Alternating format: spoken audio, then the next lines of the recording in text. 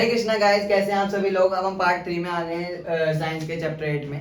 Class 10 का जैसे हम पढ़ते थे तो हमने यहाँ पे पढ़ लिया था। आपने जिसने नहीं देखा जल्दी से चैप्टर 2 और पार्ट 2 और पार्ट 1 तो जल्दी से जाके देखो, ठीक है। तो पार्ट 3 आप तभी देखना क्योंकि तब ज़्यादा अंडरस्टैंडिंग अच्छे से क्लियर होगी।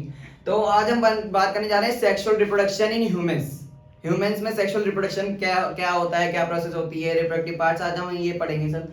तो पहले हम चेंजेस की बात कर लेते हैं। देखो चेंजेस तो कुछ ऐसे हैं, आप सभी लोग 10th में पढ़ रहे हैं तो आपके साथ ये हो रहा होगा कि मतलब जैसे जैसे बॉडी बढ़ती है वैसे वैसे जो है बॉडी में एनलार्जमेंट आती है, बॉडी बड़ी होती है, ग्रो होती है, और जैसे जैसे हाइट बढ़ती है वैसे वैसे वेट बढ़ता है। तो ये तो हो गए हमारे कॉमन चेंजेस सब में होते हैं, ठीक है। गर्ल और बॉय सब में होंगे, ठीक है। एनलार्जमेंट आएगी बॉडी में तो हाइट बढ़ेगी, हाइट के साथ साथ वेट बढ़ेगा, ठीक है। अब इसके बाद क्या होगा, कुछ स्पेशल चेंजेस होते हैं जो कि सिर्फ बॉयज, कुछ होते हैं जो सिर्फ बॉयज में होते हैं, कुछ होते हैं जो सिर्फ गर्ल्स में होते हैं। तो पहले हम बात कर लेते हैं बॉयज में और गर्ल्स में कौन कौन से चेंजेस होते हैं। पहले हम गर्ल्स की बात करेंगे। तो जो फीमेल्स होती हैं उनमें कैसे चेंज होते हैं, उनमें जो उनका ब्रेस्ट का साइज है, जो फीमेल चेस्ट को हम ब्रेस्ट कहते हैं, उनका जो ब्रेस्ट का साइज है वो ग्रो होने लग जाता है, ठीक है। अब वो ग्रो होता है तो क्या होता है, जो उनकी निप्पल्स हैं वो डार्क होती हैं। Nipples in the sense, nipples वो साइट होती है हमारे फीमेल्स के ब्रेस्ट में कि जहाँ पे एक न्यूबॉर्न बेबी है मिल्क की फीडिंग लेता है जहाँ से, ठीक है। तो वो निपल्स डार्क होने लग जाती हैं।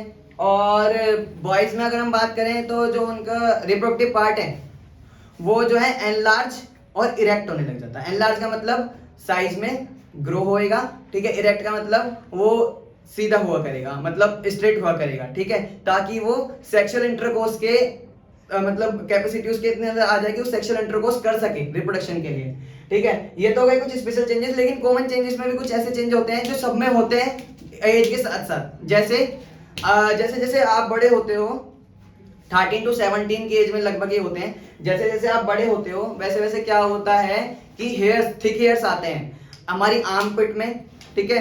आर्मपिट और जेनिटल एरिया, जेनिटल एरिया होता है थाई के बीच का जो एरिया होता है उसे हम जेनिटल एरिया कहते हैं, और आर्मपिट अंडर आर्म का जो एरिया होता है उसे हम आर्मपिट कहते हैं, ठीक है। यहाँ पे थिक हेयर्स, यहाँ पे मोटे बाल ग्रो होने शुरू हो जाते हैं, ठीक है। और चेहरे पे और टांगों पे छोटे छोटे बाल आने लग जाते हैं। ये होते हैं हमारे कॉमन चेंजेस, ठीक है। अब हमने चेंजेस तो पढ़ लिया, लेकिन ये यूनिफॉर्मली नहीं होते। मतलब किसी में जल्दी होते हैं ये चेंजेस, किसी में लेट होते हैं, किसी में थोड़े होते हैं, किसी में धीरे होते हैं, और किसी में कम होते हैं। ऐसा होता है, किसी में ज्यादा जल्दी हो जाते हैं। लाइक ऐसा नहीं है कि ब्रेस्ट का साइज फिक्स है फीमेल्स का कि इतना ब्रेस्ट का साइज सबका होएगा, ऐसा कुछ नहीं है। ऐसा नहीं है कि जो मेल रिप्रोडक्टिव पार्ट का जो साइज है वो उतना ही कि इससे इतना ही एनरा सबका होना चाहिए तभी वो मेल घोषित होगा, वरना नहीं होगा। ऐसा कुछ नहीं है, ठीक है। यूनिफॉर्मली नहीं होते, ठीक है। किसी में लेट होते हैं, किसी में तेज होते हैं, और किसी में अलग अलग प्रोपोर्शन से ग्रो होते हैं, ठीक है। एक ही प्रोपोर्शन नहीं रहता इसका मतलब है नॉन यूनिफॉर्म का मतलब। अब एडोलेंसिस आपने पढ़ा होगा लास्ट अपने बीती हुई क्लासेस में। एडोलेंसिस क्या होता है कि जब हमारी बॉडी की ग्रोथ हो रही होती है ना, उस पीरियड को हम एडोलेंसिस कहते हैं। एडोलेंसिस में एक टर्म आती है प्यूबर्टी। प्यूबर्टी वो वाला पीरियड होता है जब पूरी बॉडी की तो ग्रोथ हो रही होती है, लेकिन पूरी बॉडी की जो जनरल ग्रोथ है वो साइड में हो जाती है, और रिप्रोडक्टिव हेल्थ जो मैंने आपको बताया स्पेशल चेंजेस ये होने ज्यादा शुरू हो जाते हैं। मतलब जो होती थी ना, हाइट बढ़ रही थी, अलाइनमेंट आ रही थी, वो अलग हो जाती है, ठीक है। वो उससे अलग होकर रिप्रोडक्टिव हेल्थ जो है मेन प्राइमरी जो बॉडी की नीड बन जाती है वो होती है पहले, ठीक है। जनरल ग्रोथ जो होती है थोड़ी देर के लिए साइड हो जाती है, तो वो जो थोड़ी देर के लिए जो वो टाइम होता है वो पीरियड होता है प्यूबर्टी कहते हैं, ठीक है। तो उसके बाद हम पढ़ते हैं रिप्रोडक्टिव पार्ट के बारे में, मेल और फीमेल रिप्रोडक्टिव पार्ट। देखिए मेल रिप्रोडक्टिव पार्ट में दो अलग अलग साइट्स होती हैं। किसके लिए, एक तो जो स्पर्म्स का प्रोडक्शन क्रिएशन करती हैं, एक जो उन स्पर्म्स को फर्टिलाइजेशन वाली जगह पे उन जर्म सेल्स को ट्रांसफर करती हैं, ठीक है। वो दो पार्ट कौन से होते हैं, स्क्रोटम और वास डेफरेंस, ठीक है।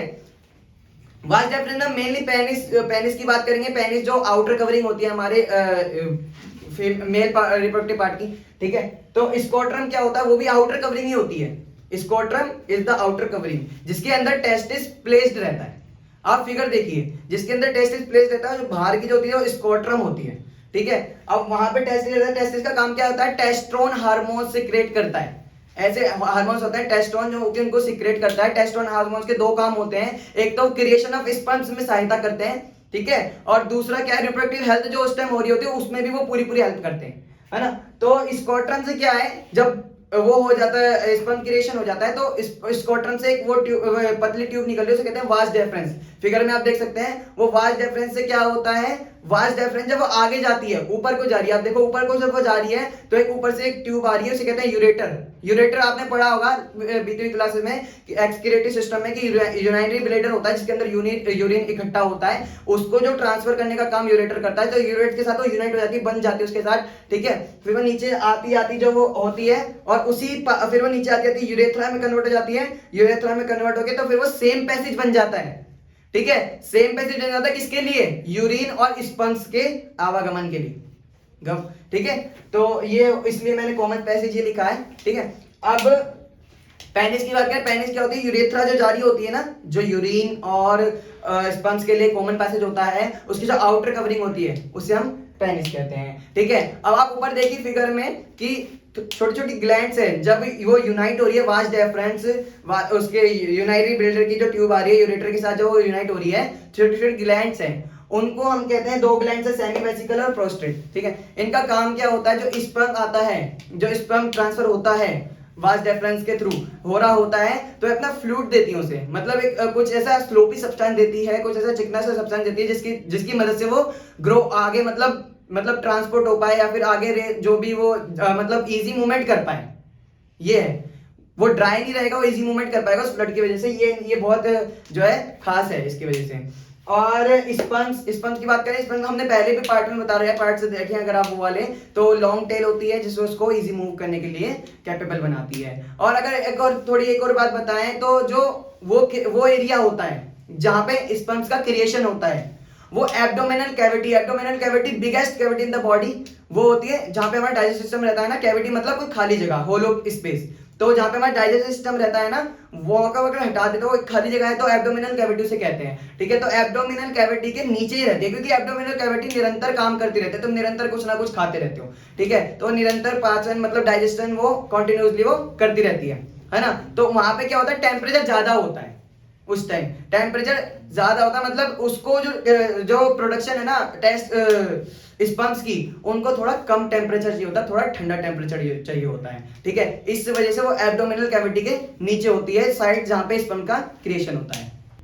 तो अब हम फीमेल रिप्रोडक्टिव पार्ट्स के बारे में जानेंगे।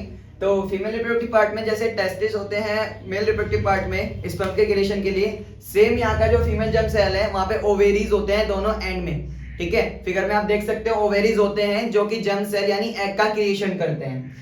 अब फैलोपियन ट्यूब होती है जो उन ओवेरीज को जोड़ रही होती है ना, उनको फैलोपियन ट्यूब या ओविडक्ट दोनों कह सकते हैं, ठीक है। वहां से क्या होता है? पासेज होता है उन ओवेरीज के लिए जाने के लिए, जहां फर्टिलाइजेशन होने के लिए, ठीक है। अब क्या है, कोई अगर फीमेल जन्म लेती है तो रिप्रोडक्टिव पार्ट में बहुत से इमेच्योर एग होते हैं, इमेच्योर होते हैं एग्स, लेकिन होते हैं बहुत सारे, थाउजेंड्स ऑफ एग होते हैं, लेकिन इमेच्योर होते हैं। एक एज लिमिट के बाद वो मैच्योर होना शुरू करने होते हैं, मतलब होना शुरू कर देते हैं, और ओवेरीज रिलीज करना शुरू कर देती है। एवरी मंथ जो है वो एक एग जो है रिलीज करना शुरू कर देती है ना। और लास्ट जो ये फैलोपियन ट्यूब है, अगर आप देखोगे फैलोपियन ट्यूब जो नीचे जा रही है इलास्टिक बैग का मतलब इलास्टिक बैग टाइप कुछ बना रही है स्ट्रक्चर, उसे हम यूरेटस कहेंगे। यूरेटस जो है सर्विक्स के थ्रू वगीना के रूप में ओपन हो रहा है ना। अब इमेच्योर एग्स तो होते हैं, लेकिन ये हर जैसे कि मैंने आपको बताया कुछ एक एज लिमिट के बाद जो है ये मैच्योर होना शुरू कर देते हैं, रिलीज करना शुरू करते हैं। एवरी मंथ एक रिलीज होता है। अब क्या होता है, जब भी कोई सेक्सुअल इंटरकोर्स हो रहा होता है फर्टिलाइजेशन के थ्रू या फर्टिलाइजेशन के लिए या फिर रिप्रोडक्शन के लिए, तो क्या होता है, जो ये इनका फ्यूजन होता है, जो फर्टिलाइजेशन होता है वो फैलोपियन ट्यूब में ही होता है। फैलोपियन ट्यूब में ही जाके स्पर्म एग से मिलते हैं और फर्टिलाइजेशन करते हैं, जाइगोट बनता है। तो जाइगोट क्या होता है, उस यूटेरस में जो elastic bag type of structure है उस यूटेरस में ट्रांसफर किया जाता है। उनकी लाइनिंग होती है, वहां पे भी ट्रांसफर किया जाता है ताकि वो डिवाइड हो सके, अप्रोप्रिएट कंडीशन से मिल सके। आपको पता ही है, मैंने पिछले पार्ट में बता रखा है, जैसे कि जाइगोट फ्यूजन से क्या बनेगा, जाइगोट डिवाइड होगा एम्ब्रियो, और एम्ब्रियो से 9th मंथ बाद जो है फीटस बन जाता है, जहां पे हम बेबीज की पार्ट जो आइडेंटिफाई कर सकते हैं, लाइक ये आंख है, मुंह है, नाक है, अल्ट्रासाउंड या फिर किसी के भी थ्रू, ठीक है। अब जो अपना ये एम्ब्रियो होता है, एम्ब्रियो खाना कहां से लेता है? सबसे मेन बात, खाने की तो जरूरत है ना उसे भी ऑक्सीजन की जरूरत है, क्योंकि वो और एक ऑर्गेनिज्म बन चुका है अंदर, ठीक है। तो एम्ब्रियो आपने देखा होगा जब फिल्म्स वगैरह में, लाइक जब न्यूबॉर्न बेबी होता है तो अम्बिकल कॉर्ड होती है उसकी, जो उसकी मतलब नाभि की जगह से निकल रही होती है, एम्बिकल कॉर्ड, ठीक है, ट्यूब होती है। और अगर आपने वो पूरा नहीं देखा हो तो ट्यूब के साथ एक डिस्क लाइक स्ट्रक्चर होता है जो बच्चे के साथ निकलता है, उसे प्लेसेंटा कहते हैं। डिस्क की तरह होता है वो, पिक्चर आपको दिख रही होगी स्क्रीन पे, डिस्क की तरह होता है वो ट्यूब निकल रही होती है अम्बिलिकल कॉर्ड, और जो है डिस्क की तरह होता है प्लेसेंटा। प्लेसेंटा क्या काम करता है? प्लेसेंटा इसको ऑक्सीजन और जो भी इसकी नीड्स है वो इसको प्रोवाइड कराता है मदर के ब्लड से, है ना। और जो प्लेसेंटा की जो दो साइड होगी, डिस्क से तो दो साइड होगी, ठीक है, जो साइड एम्ब्रियो को फेस करेगी वहां पे विलीज होती है, मैंने कहा एक हेयर टाइप स्ट्रक्चर होती है वो, ठीक है, विलीज। उनका काम क्या होता है? सरफेस एरिया बढ़ाना। सरफेस एरिया बढ़ाती है तो क्या करता है, ज्यादा से ज्यादा नरिशमेंट वो कैच कर पाता है उसके लिए। और जो दूसरी साइड होती है प्लेसेंटा की, जो दूसरी साइड होती है वो क्या करती है, एक तो साइड जो होगी वो तो न्यूट्रिशन देगी फीटस को, या सॉरी एम्ब्रियो को, और दूसरी साइड क्या होगी, जो एम्ब्रियो का जो वेस्ट होगा वो मदर के ब्लड में ट्रांसफर करेगी। ये काम होता है। फिर मदर के एक्सक्रीटरी सिस्टम के थ्रू उसका भी वेस्ट निकल जाता है। प्लेसेंटा हमारा हो गया। अब एम्ब्रियो होता है 9th मंथ बाद ग्रो कर जाता है फीटस की फॉर्म में। अब वो फीटस की फॉर्म में ग्रो कर गया, ठीक है, और फिर क्या होगा, 9th मंथ बाद रिदमिक कॉन्ट्रैक्शन होगा। रिदमिक कॉन्ट्रैक्शन देखो, rhythmic contraction, contract relax, contract relax, contract relax, ऐसा कुछ मसल्स के अंदर होता है, तभी वो कॉन्ट्रैक्ट रिलैक्स होने की वजह से मूवमेंट होता है। देन जो बेबी की डिलीवरी हो जाती है, न्यूबॉर्न बेबी आ जाता है। तो हमने देखा वहां पे कि एग हर महीने रिलीज होता है एक एज के बाद, ठीक है, ओवरी से। अब आपके माइंड में क्वेश्चन आया होगा जरूर कि अब एग तो हर महीने रिलीज होता है और वो एज भी इतनी नहीं होती कि किसी की शादी हो जाए, सेक्सुअल इंटरकोर्स हो और फिर रिप्रोडक्शन की प्लान करें, फिर वो बेबी की प्लान करें, ठीक है। तो फिर उस एग का होता क्या है जब वो हर महीने रिलीज होता है जो, तो ऐसा कोई क्वेश्चन है ना तो तुरंत वीडियो पॉज करके कमेंट करा करो, ठीक है। उस एग का क्या होता है, तो वो क्वेश्चन क्या बनेगा, what happens when egg is not fertilised. जब एग फर्टिलाइज नहीं होगा तो क्या होगा, ठीक है। मैंने आपको बताया था कि हर महीने यूटेरस की जो लाइनिंग है वो अपने आप को प्रिपेयर रखती है, किसके लिए, एम्ब्रियो की फीडिंग के लिए, जाइगोट को एक्सेप्ट करने के लिए। लाइनिंग उसकी क्या हो जाती है, उसकी लाइनिंग थिक हो जाती है, मोटी होती है, स्पॉन्जी हो जाती है, मतलब उसमें सब्सटेंस आता है, मक्कस आता है, ब्लड आता है, जो कि नरिशमेंट के लिए होता है, फीडिंग के लिए होता है एम्ब्रियो की, ठीक है। तो वो अपने आप को रेडी रखती है कि कभी भी कुछ भी हमें जो है काम मिल सकता है फर्टिलाइजेशन का, so we should be ready, ठीक है। तो अब क्या होता है, अगर एग फर्टिलाइज नहीं होगा तो उस एज में क्या होगा, जो स्टार्टिंग एज होगी, या फिर बाद तक भी होता है, लेकिन हाँ कोई एक फिक्स है इसकी एज कि यहाँ पे लिमिट है यहाँ तक कि यहाँ तक होगा, इससे ज्यादा नहीं होगा, ठीक है। तो उसके बाद क्या होगा, वो लाइनिंग जो होगी वो ब्लड और मकस की, वो क्या होगी, धीरे धीरे टूट के, धीरे धीरे टूट के, एक साथ नहीं आएगी, धीरे धीरे टूट के वो जो एक्सटर्नल आउट मतलब आउटसाइड जो होती है, जो सर्विक्स के द्वारा जो खुल रही होती है फीमेल पार्ट की वगीना, उसके थ्रू वो बाहर आती रहेगी। तो इससे हम ये साइकिल होती है, हर मंथ चलती है, ठीक है। और एक मंथ में जो ये होते हैं, मैंने कहा ना धीरे धीरे एक दिन में नहीं हो सकता, तो क्या होगा, ज्यादा 2 से 8 दिन तक ये सिलसिला चलता है हर मंथ में, ठीक है। जो आप तो 10th के स्टूडेंट्स हो, जो फीमेल 10th के स्टूडेंट जो वीडियो देख रही होंगी वो तो इससे बबुआ वाकिफ होंगी बहुत अच्छे से, ठीक है। तो मेंस्ट्रुएशन उसे हम कहते हैं, ये साइकिल जो है हर मंथ चलती रहती है ना, तो इसे हम मेंस्ट्रुएशन कहते हैं, और इसे नॉर्मली पीरियड्स में के बारे में जाना जाता है, और इसमें जो है पैड की यूजेज होती है। अब देखिए पैड की यूजेस, मेंस्ट्रुएशन और ये सब जो होता है ना, तो ये सरकार क्यों पढ़ा रही है, ये एक तो है कि नॉलेज लाने के लिए, दूसरा कॉन्शियसनेस भी डेवलपमेंट करने के लिए कि ये कोई शर्म की बात नहीं है कि पैड की बात करें तो फिर शर्म होती है, और ये क्या कह रहा है दिस एंड, अरे आप मॉडर्न इंडियन यूथ हैं तो आप ऐसे मत सोचिए, है तो है, नेचुरल कंडीशन है, दी है कृष्ण ने ऐसी कंडीशन, तो क्या कर सकते हैं, ठीक है। तो बाकी आई होप कि आपको समझ आएगा। पार्ट 4 जो इसका लास्ट पार्ट होने वाला है उसमें हम रिप्रोडक्टिव हेल्थ के बारे में लेंगे। Thank you, Hare Krishna.